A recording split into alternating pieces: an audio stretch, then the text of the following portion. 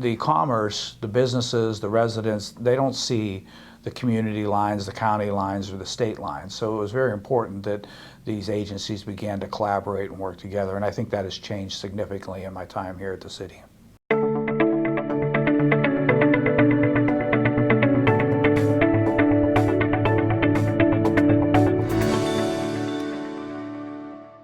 "40 Years of the Business Journal" is sponsored by Compco and these participating sponsors. So I have a background, education-wise, accounting background, and had some experience in local government and public setting work. It's hard to believe I've been here 28 years. I thought this was a 5-year plan, but it's been an exciting role for me, and I really I've melded in well here with the team, and working for Mr. Hinkson has been a pleasure. He's been the city manager for 30 years now.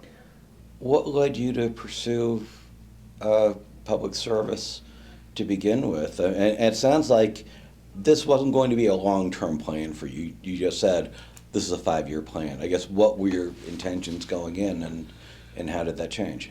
Well, I've always enjoyed, working at the local, the community level. I was raised here in Mercer County. I grew up here, and it's rewarding to me to see the results of the work here in the community. What would you say have been the major changes that have taken place in Hermitage and broader Mercer County more broadly since you've been involved here at the city? Well, I think on a very broad, general basis, much like in our personal life, the biggest change has been technology. And the speed of business. Again, I started here in the mid-1990s, and at that point in time is when kind of a widening use of the internet and webmail and websites and of course Wi-Fi. So business activities really began to speed up. And I think for the most part, that's been very positive. It's allowed small businesses and local governments to have a broader reach. It's improved communication and collaboration. I think if there is a small downside to that, it might be sometimes there's a willingness to sacrifice accuracy and completeness for speed and quickness, because you can turn things around much quicker than you used to be able to. So that's just kind of a general thought on the way things have changed, and I think that's going to be a challenge moving forward as well. They say that probably in the next 10 years things are going to have changed more than they have in the last 20 years. So really don't know, what the future holds for us with things like cybersecurity and AI and robotics and the Internet of Things. I think we're going to continue to see our personal and business lives change dramatically moving forward. So I think probably just as a general comment, that's the things that have changed the most. Here in the city of Hermitage, we've made a tremendous amount of investments in the community, in infrastructure, recreation, environmental stewardship. Probably one of the most significant things that has happened here is our ability to develop relationships with state and federal organizations and funding entities. We've been very, very successful getting resources back here into the community.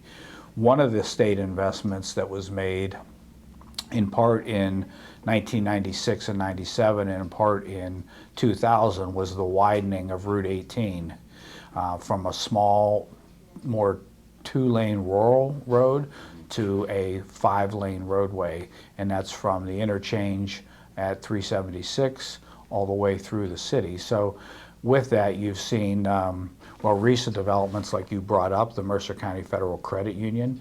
You've seen UPMC make a significant investment on the corridor. FedEx opened up last year. If you go back a few years, that's Walmart would have expanded and entered their new facility in about 2004 or 5. Shortly after that, Home Depot made an investment on the corridor. And then the Kohl's development happened around 2012. So the state providing that road infrastructure opened the community up for development. Our investment in quality of life and resources for our residents. Most people from the outside look at Hermitage, I think they see the commercial corridor, the intersections of Route 18 and 62, or the industrial corridor off of the interchange. And those are very important to us. They've developed, and we're very proud of those developments. But our base is really our residential community. So we've been able to invest in things that we believe has resulted in people wanting to live here. So on our general fund budget, we generate about $1.3 million a year off of real estate taxes, and we've not raised real estate taxes for 33 years now. But our main revenue source is the earned income tax, and we generate about $9 million a year off of earned income tax. So, we need people to live here and to work in the region. So we've made significant investments in parks and recreation and trails. The probably most significant one is the athletic complex out on Darby Road. We currently have 2 youth girls softball fields. We have a couple of open play fields that are used by soccer, midget football.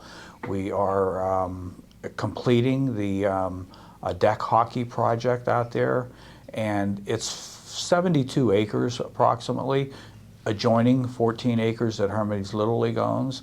So we have, nearly 90 acres between the 2 parcels, and I think it's really a nice resource and very attractive to people who reside here that have younger children. We built in 1997 Rodney White Olympic Park, which sits behind the municipal building here. We have Whispering Pines Park, which is a very passive park out on 62. At the Linden Point Business Campus, we've constructed trails which are used by the neighboring residents. So I think we've been able to provide amenities here in the community over the last 30 years under Mr. Hinkson's guidance. It's been a passion of his, and he really has led the community in that direction. Collaboration at the local level between communities, collaboration at the regional level, and collaboration at the interstate level.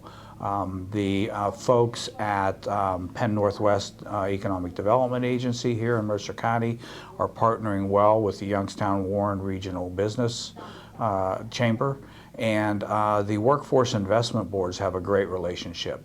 So the Mercer Lawrence Workforce Investment Board works very closely with the Mahoning Columbiana Board and the Trumbull County Board. And back in probably 2007, the 5-county area came together and was designated as an interstate region by both governors. And I think that led to a lot of collaboration, which was very important at the time. Out of that became availability of resources in Ohio for America Makes, and in Pennsylvania for the East Center at Linden Point, which is a startup incubator that has pretty much 3 lanes of activity right now. They have the incubation lane, they have a cybersecurity program that they're running there, and they have the High School Entrepreneurship Academy. But the funding that came at the federal level for that was a $4.2 million EDA grant, which was matched by a $1.25 million Commonwealth Pennsylvania grant to help build that facility. And it's become kind of an anchor for the region to provide support for entrepreneurial growth. When we, the Mahoning and Shenango valleys, hit the wall with the steel recession, I think everybody was in this survival mode, and they were very isolated on their own island. But I think at the end of the day, again, backed by the Workforce Investment Board, saw that we were better if we operated as a region. I mean, we sit in the middle of 4 commerce centers, major commerce centers in Cleveland, Akron, and Pittsburgh and Erie. And in all those, we're kind of the tail of those centers. But when the 5 counties came together, I think it gave them the resources to move the 5-county area together. There was studies done back 16, 17 years ago that showed that there was a lot of transient movement of residents in between the 5-county area, but not so much outside the area. Now that probably has changed now with remote working and post-COVID environment. But the commerce, the businesses, the residents, they don't see the community lines, the county lines, or the state lines. So it was very important that these agencies began to collaborate and work together, and I think that has changed significantly in my time here at the city. I think the challenge that we have, and you're seeing a lot of publicity to try and address these, are two things: housing and population. And both the Youngstown-Warren Regional Chambers and Penn Northwest Economic Development Agency have made the homegrown initiatives and the attraction of people back to the communities a priority. So one thing that has to change is we have to find a way to grow the population in this area. And part of that challenge is the available housing stock that we have. So if we are going to continue, and I think we're on a very good path, but if we are going to continue in the future, the two barriers I see are housing and population. Well, I'm extremely optimistic. You see significant investments being made in the business community. We talked earlier about the FedEx distribution center. It's roughly a $35 million investment. We have Joy Cone plant, which is now embarking on a 200,000 square foot investment. When it's completed, they will have 1 million square feet under roof. They're currently at 850 full-time equivalent employees, and they expect to exceed 1,000 3 years after this expansion. So I think there's a lot of positive energy here in the community.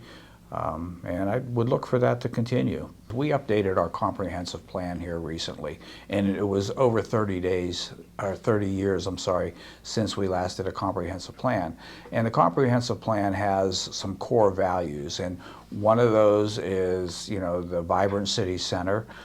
Complete corridors is another one, and thriving neighborhoods is important to the community. I see that the redevelopment of the former Shenango Valley Mall is very critical to the city of Hermitage and the surrounding communities. The market's going to drive, the final development there, and we would like and hope and support that there could be maybe some housing component as part of that redevelopment. The Shenango Valley Mall redevelopment is on a 54-acre site. There's also an adjoining 24-acre site to the north of that, which I believe would be more suitable for a housing element if we can attract a developer. This redevelopment of the mall is critical. It's for a number of reasons. One, when the mall started its demise, which is hard to believe, but it's been 7 years since Sears and Macy's pulled out of the mall, and that started to decline, which then caused 2 reassessments of the property. Those 2 reassessments resulted in a reduction of $250,000 a year in property taxes to the school, the county, and the city. So one key element of the redevelopment is that we're able to replace that lost tax revenue. And that does not include the lost revenue from all the jobs. So we really want to get a nice redevelopment there. We want to rebuild the tax base, and we want to be able to provide the county here with some other commercial retail options. We have a couple of other very successful commercial retail developments at Town Plaza, owned by Gumberg, and at the Coles Plaza, owned by LRC. So I think with the addition of the redevelopment here, we'll have a very successful core community.